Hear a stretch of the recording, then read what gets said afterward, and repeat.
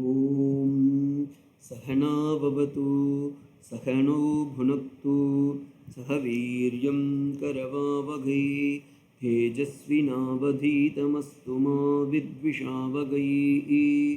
ஓம் சாந்தி ஷாந்தி ஷாந்தி. ஹரிஹி ஓம். இந்த 40வது ஸ்தோத்திரம் மணிப்பூரக சக்கரத்தை உடையது. இப்போ இதில் நீங்கள் பார்த்தீங்கன்னா அது இப்போ அப்படியே மேலேருந்து கீழே, ஏன்னா இப்போ நீங்கள் மூலாதாரத்துக்கு போகல, அடுத்தது மணிப்பூரத்துக்கு போகிறோம். இது ஜம்பிள்ஸாக ஏன் இருக்குது அப்படின்றதுக்கு காரணம்னா ஏற்கனவே சொல்லியிருக்கேன். இந்த முதல் 41 ஸ்லோகம் வரைக்கும் கைலாயத்திலிருந்து சங்கரன் அந்த புஸ்தகங்களை ஓலைச்சுவடியை பெற்றுக்கொண்டு வரும்போது நந்திகேஸ்வரரிடம் ஏற்பட்ட தள்ளுமுள்ளினால் பாடல்கள் அனைவரும் ஓலைச்சுவடிகள் எல்லாம் சிதறிவிட்டது. அதனால் அது அந்த சீக்வன்சிஸ் அது மாதிரி இல்லை, ஓகேங்களா? ஆனால் அதுக்குன்னு நம்ம அப்படி தப்பாக இருக்குன்னு சொல்லவும் கூடாது. இப்போ ஸ்லோகத்தை பார்க்கலாம். தடித்வந்தம் சக்த்யாதிமிர பரிபந்தி ஸ்புரணயா ஸ்புரன்னாரத்னாபரண பரிணத்வேந்திர தனுஷம் தபஸ்யாமம் மேகம் கமபி மணிபூரைகசரணம் நிஷேவே வர்ஷந்தம் ஹரமிஹிரதப்தம் த்ரிபுவனம். தடித்வந்தம் சக்த்யா திமிர பரிபந்தி ஸ்புரணயா ஸ்புரன்னாரத்னாபரண பரிணந்தேந்து தனுஷம் தவஷ்யாமம் மேகம் கிமபி மணிபூரைக சரண்யம் நிஷேவே வர்ஷந்தம் ஹரமிஹிர தப்தம் திரிபுவனம். மிஹிர தப்தத் திரிபுவனம். ஓகேங்களா? இப்போ இந்த ஸ்லோகத்துடைய சக்கரம் இங்கே தரப்பட்டுள்ளது. இது மணிப்பூரக சக்கரத்தில் இருக்கக்கூடியது. ஒவ்வொரு சக்கரத்துடைய கலரையும் நான் இங்கே கொடுத்துருக்கேன், அதோடைய யந்திரத்தையும் இங்கே கொடுத்துருக்கேன். இப்போ அந்த யந்திரமும் இந்த யந்திரமும் ஒரே மாதிரி இருக்கான்லாம் பார்த்துடாதீங்க. இது சௌந்தர்யலகரியின் பிரகாரம் உள்ள யந்திரம், இது மணிப்பூரக சக்கரத்தின் யந்திரம். ஓகேங்களா? அப்போ அந்த மணிப்பூரக சக்கரத்தை பற்றி நம்ம இங்கே பார்க்கலாம். மின்னல் கொடி போன்றவள் தாய் என்பதை இங்கே மணிப்பூரக சக்கரத்தில் காட்டுகின்றார்கள். இதன் பலன் என்னவென்றால் நல்ல கனவு பலித்தல், கெட்ட கனவு விலகுதல், லக்ஷ்மி கடாட்சம் என்பதே இதோடைய பலன். மேதேஸ்வரன் சௌதாமினி அப்படின்றது தான் இங்கே இருக்கக்கூடிய அந்த அம்பாளுடைய அந்த சுவாமியுடைய ஸ்வரூபம். இப்போ ஸ்லோகத்தை முதல்ல பாருங்கள். தவ, ஓகேங்களா? தவ உன்னுடைய மணிப்பூரக சக்கரத்தில், தவனா இந்த இடத்துல தவஷாமம் மேகம் இருக்குது பாருங்கள், அதில் தவ எடுத்துக்கோங்க. தவ உன்னுடைய மணிப்பூரக சக்கரம் உறைவிடத்தில் இருக்கக்கூடிய திமிர பரிபந்தி ஸ்புரணயா, அது ஒரே வார்த்தை, ஓகேங்களா? மேலே லைனில் இருக்குது பாருங்கள். திமிர பரிபந்தி ஸ்புரணயா இருக்குல்ல, அது ஒரே வார்த்தை. திமிரம் என்றால் இருட்டு என்று பொருள். அதனால்தான் அவித்யாயாமந்தஸ்திமிரமிகிர தீபநகரி, இது எங்கேயோ பார்த்த மாதிரி இருக்கா? இதே சௌந்தர்யலகரியில் 2வது ஸ்லோகத்தில் பார்த்துருப்போம். திமிர என்றால் இருட்டு, சத்ருக்களை போல இருக்கக்கூடிய அந்த இருட்டுனாவே நமக்கு அஜ்ஞானம் என்று பொருள், அசுரர்கள் என்று பொருள். ஏன்னா அவங்களுக்கு நிஷாதர்கள்னு ஒரு பேர். இருட்டில் அவங்களுக்கு பலம் ஜாஸ்தி, பகலில் பலம் கம்மி. அதனால தான் அவங்க இருட்டில் ரொம்ப சஞ்சரிப்பாங்கன்னுவாங்க. இப்போ இந்த இடத்துல பார்த்தீங்கன்னா இருட்டு ரொம்ப திக்கு டார்க் இருட்டாக இருக்குது. அதனால் அவங்க சத்ருக்கள் நிறைய இருக்கின்றார்கள். ஆனால் நீ எப்படி இருக்கின்றாய்? சக்தியா, பிரகாசிக்கக்கூடிய சக்தியாக நீ இருக்கின்றாய். அந்த சக்தியானது முதல் லைன்ல இங்கே இருக்கு பாருங்க, ஐகானில் காமிக்கிறேன். சக்தியா என்றால் பிரகாசித்து கொண்டிருக்கின்றாய், நீ பராசக்தியாக பிரகாசித்து கொண்டிருக்கின்றாய். ஓகேங்களா? அடுத்து தடித்வந்தம், நீ எப்படி பிரகாசித்து கொண்டிருக்கின்றாய்? அதாவது இருள் சூழ்ந்த டார்க் பிச்சு, ஓகேங்களா? மூன்லெஸ் டே, அதாவது அமாவாசை அன்னைக்கு நல்லா இருட்டாக இருக்குது. அப்போ அந்த மின்னல் ஒரு வெட்டுதுன்னு வச்சுக்கோங்களேன், டம் டமால் அப்படின்னு ஒரு சத்தம் வந்து அப்படியே அந்த இருட்டில் அந்த மின்னல் கொடி வெட்டும்போது எப்படி இருக்கும், அதுபோல இந்த அஞ்ஞானம் என்னும் இருட்டு என்னை சூழ்ந்துள்ளது மணிப்பூரக சக்கரத்தில். ஆனால் நீ எப்படி இருக்கின்றாய் என்றால் தட்டித்வந்தம். தட்டித்வந்தம் என்றால் மின்னல் கொடி போல உள்ளாய். அந்த லைட்டினிங் வித்யுத் அப்படின்னும் சொல்லுவாங்க அதுக்கு சம்ஸ்கிருதத்தில். அப்படி மின்னல் கொடி போல இருக்கின்றாய். ஸ்புரன் நானாரத்னாபரண பரிந்தேந்து தனுஷம். இது வந்து ஒரே வார்த்தை, அப்படியே ஒரே வார்த்தையாக அழகாக என்ன மாதிரி ஒரு காம்பவுண்ட் சென்டென்ஸை எடுத்திருக்காங்க பாருங்க. ஸ்புரன் நானா ரத்னம். ஸ்புரன் என்றால் ஜுவலிக்கும், பிரகாசிக்கக்கூடிய. நானா என்றால் பலவிதமான. ரத்னம், ரத்னம்னா இது மாணிக்கம், பவழம், முத்து, வைடூரியம் போன்ற ரத்னங்கள் எல்லாம் எப்படி இருக்கின்றது, ஆபரணமாக இருக்கின்றது. நானா ரத்னாபரணம் என்றால் பலவிதமான ரத்தினங்களால் செய்யப்பட்ட ஆபரணத்தினால். பரிணந்தேந்து தனுஷம். இந்திரனுடைய வில்லை கூடிய பரிணேந்து அப்படின்னா இந்திர அப்படின்ற சப்தம் அதுக்குள்ளே மறைஞ்சுன்னு இருக்கு. இந்திரன் கையில் இருக்கக்கூடிய வஜ்ராயுதத்தை போன்று அப்படின்னும் பொருள் எடுத்துக்கலாம். உன்னுடைய இந்த இருட்டில் இருக்கக்கூடிய மேகங்கள் சூழ்ந்த, இருள் சூழ்ந்த அந்த மேகங்களின் நடுவே மின்னல் கொடி போன்ற உன்னுடைய பிரகாசமானது எப்படி இருக்கின்றது என்றால், நீங்கள் இதை எப்படி ஞாபகம் வச்சுக்கணும்னா, காஞ்சி காமாட்சி கோவிலுக்கு போய் பார்த்தீங்கன்னா தெரியும், அப்படியே இருட்டாக இருக்கும். ஆனால் உள்ளார போய் பார்த்தீங்கன்னா அர்ச்சக சுவாமி அங்கே அம்பாளுக்கு ஆரத்தி காமிப்பார். அப்படியே பார்த்தீங்கன்னா அம்பாளுடைய ஆபரணம், அவளுடைய கேசாதி பாதம் பாதாதி கேசம், அப்படியே ஆபரணங்கள் அப்படியே தங்கத்துலேயும் மாணிக்கத்துலேயும் முத்துலேயும் வைரத்துலேயும் வைடூரியத்துலேயும் ஜொலிக்கும். அதில் ஒரே ஒரு தீப ஜுவாலை அப்படியே வச்சுட்டு காமிக்கும்போது பார்த்தீங்கன்னா அப்படியே அம்பாள் அப்படியே தக தக தக தகன்னு இருப்பாள். அதை தான் இங்கே அதே போல் நீங்கள் இதை எல்லா அம்பாலையும் காமிக்கலாம். அடியனுக்கு காமாட்சி ரொம்ப பிடிக்கும், அதனால் நான் அப்படி சொல்கிறேன். ஜுவலிக்கும் நானாரத்னாபரணத்தோடு கூடிய ஷியாமம்.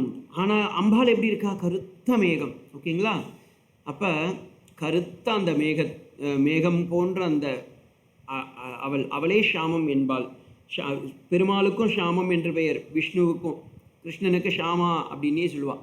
இவங்க அம்பாலும் ஷியாமம், ரெண்டு பேரும் அவங்க வந்து எப்படின்னா கருப்பு இல்லை, நல்ல டார்க் ப்ளூ, அதுக்கு தான் ஷியாமம்னுவாங்க. ஹர மிகிர தப்தம்.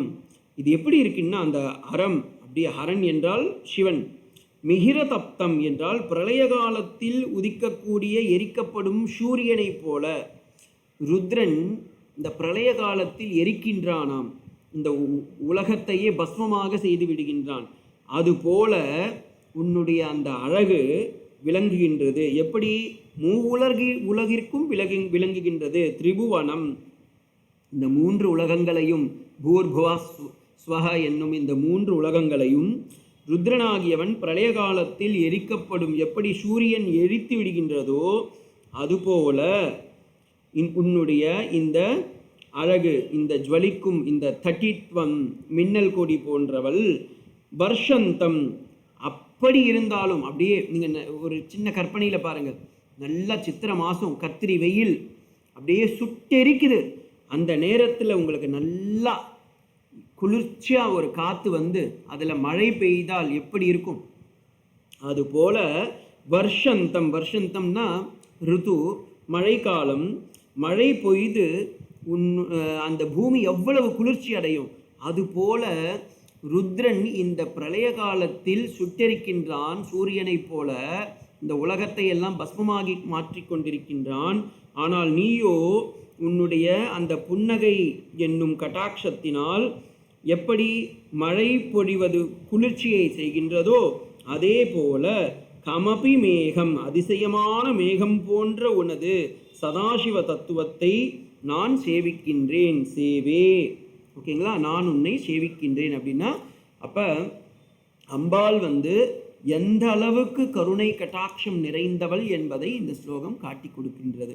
சுட்டெரிக்கும் சூரியனின் ருத்ர தாண்டவம் ஆடும் பிரளய காலத்தில் அம்பாளுடைய அந்த அருள் கட்டாட்சமானது குளிர்ச்சியை தரக்கூடிய மேகத்திலிருந்து வரக்கூடிய மழையை போல உன்னுடைய கருணை என்னும் மழையை எங்களுக்கு கொடுக்கின்றாயே, சதாசிவ தத்துவத்தை உணர்த்துகின்றாயே. சதா சிவம் என்றால் எப்பொழுதும் மங்களத்தை தரக்கூடிய உன்னுடைய கட்டாட்சத்தை தருகின்றாயே, உனக்கு எங்களுடைய நமஸ்காரம் அப்படின்ற மாதிரி சொல்கிறார்.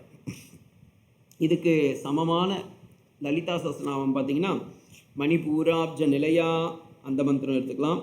சுவாதிஷ்டானாம் புஜகதா சதுர்வக்ரமனோகரா அந்த ஸ்லோகத்தையும் எடுத்துக்கலாம். லக்ஷ்மிதரர் இதுக்கு எப்படி சொல்கிறாருன்னா, இப்போ லக்ஷ்மிதரருடைய கமெண்ட்ரி பார்க்கலாம். தட்டித்வந்தம் தட்டித்வம் சௌதாமினி சா யஸ்யா இதி தட்டித்வந்தம் தம். அந்த தட்டித்வந்தம் என்றால் மின்னல் கொடின்னு நான் சொன்னேன். சக்தியா, சக்தியானா தட்டித்ரூபயா, அந்த மின்னல் கொடியின் ரூபத்தில் திமிர பரிபந்தி ஸ்புரணயா, திமிரஸ்ய பரிபூர்ணஸ்ய தஸ்ய மணிபூர சக்கரே தாம் இதஸ்லோகே இதி பிராயுக்தஹ. அப்போ இந்த அம்பாள் எப்படி இருக்கின்றாள் என்றால், அந்த சக்கரத்தில் அப்படியே ஒரு அழகான வர்ணனை. மணிபூரக சக்கரத்தில் இருள் சூழ்ந்தது, அதில் ஒரு மேகம், சுவாதிஷ்டானத்தில் உள்ள அக்னி தத்துவத்தினால் ஹரனான அந்த சூரியன் எரிக்கும்போது உலகமும் எப்படி எரிக்கின்றதோ அதுபோல அப்படின்னது இந்த இடத்துல சொல்கிறார். பரிபந்தினக விரோதி ஸ்புரணம் யஸ்யாஹா சா அநேக, அப்படி இருக்கக்கூடிய அநேக ஸ்தித சௌந்தர்ய மீடியம் பவத்யா சூச்சிதம். நீ அங்கே மின்னல் கொடி, அந்த இருட்டான அந்த மேகங்களுக்கு நடுவே மின்னல் கொடி போன்று நீ திகழ்கின்றாய். அப்போ இதில் ரெண்டு விதமான ஒன்று இருக்குது. அஞ்ஞானத்தை போக்குவதற்கு அம்பாள் என்ன பண்ணுறான்னா பிரகாசத்தை தருகின்றாள். பிரகாசித்து கொண்டு சுட்டெரிக்கும் சூரியன் போல நமக்கு பிரளய காலத்தில் ருத்ரன் வந்து நம்ம எரிக்கின்றான். அப்பொழுது அம்பாள் என்ன பண்ணுறான்னா குளிர்ச்சியை தருகின்றாள். அப்போ அவள் எவ்வளவு பாருங்கள், அவளிடமே குளிர்ச்சியும் உள்ளது, அவளிடமே பிரகாசமும் உள்ளது. அதாவது சுகம் துக்கம், லாபம் அலாபம், ஜெயம் அஜயம் எல்லாமே அம்பாள்கிட்டே இருக்குது. அதை காமிக்கிறதுக்காக இந்த இரட்டிப்பு நிறைந்த மாயா தத்துவத்தில் நிறைக்கின்றாய் என்றதை அப்படியே சூச்சகமாக சொல்கிறாரு. திமிர பந்தின ஸ்புரணயா அப்படின்னது இருளுக்கு எதிரான மின்னல் கொடி கொண்ட சக்தியினால் தட்டித்வந்துவம் மின்னல் கொடியோடு கூடிய ஸ்புரண நானா ரத்னாபரண பரிண இந்து தனுஷம், மிக ஒளிமிக்க பல ரத்ன ஆபரணங்களால் உருவான உன்னுடைய வில்லுடன் கூடிய உன்னுடைய மணிபூரக சக்கரத்தில் ஏக சரணம் உன்னை நான் அடைகின்றேன் என்றும், அதே நேரத்தில் ஒரு பக்கம் இது ஒரு செக்மெண்ட், இருட்டில் அப்படியே அம்பாள் எப்படி ஜொலிக்கிறா, எப்படி என்றால் மின்னல் கொடி போன்ற ஜொலிக்கின்றாள், இது ஒரு செக்மெண்ட். அடுத்து சுட்டெரிக்கும் சூரியனை, ஓகேங்களா, அதை எடுத்துக்கணும். ஹரன் நானா அந்த இடத்தை சொல்லுங்க.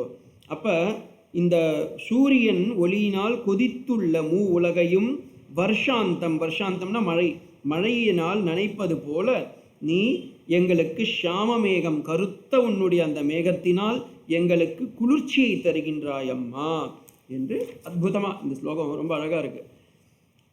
பதயோஜனா இது எப்படி எடுத்துக்கணும்னா, ஏ பகவதி தவ மணிபூரைக்க சரணம் மணிபூரைக்க சரண்யம் கிம திமிர பரிஸ்பந்தி ஸ்புரணயா சக்தியா தட்டித்வந்த்வம் ஸ்புரண நானா ரத்னாபரண பரிண இந்து தனுஷம் ஷாமம் ஹரமிதி தப்தம் திரிபுவனம் வருஷந்தம் கமபி மேகம் நிஷேவே அப்படின்னு எடுத்துக்கிட்டிங்கன்னா தான் இதோடைய அந்த சுவாரஸ்யம் ரொம்ப அழகாக தெரியுது.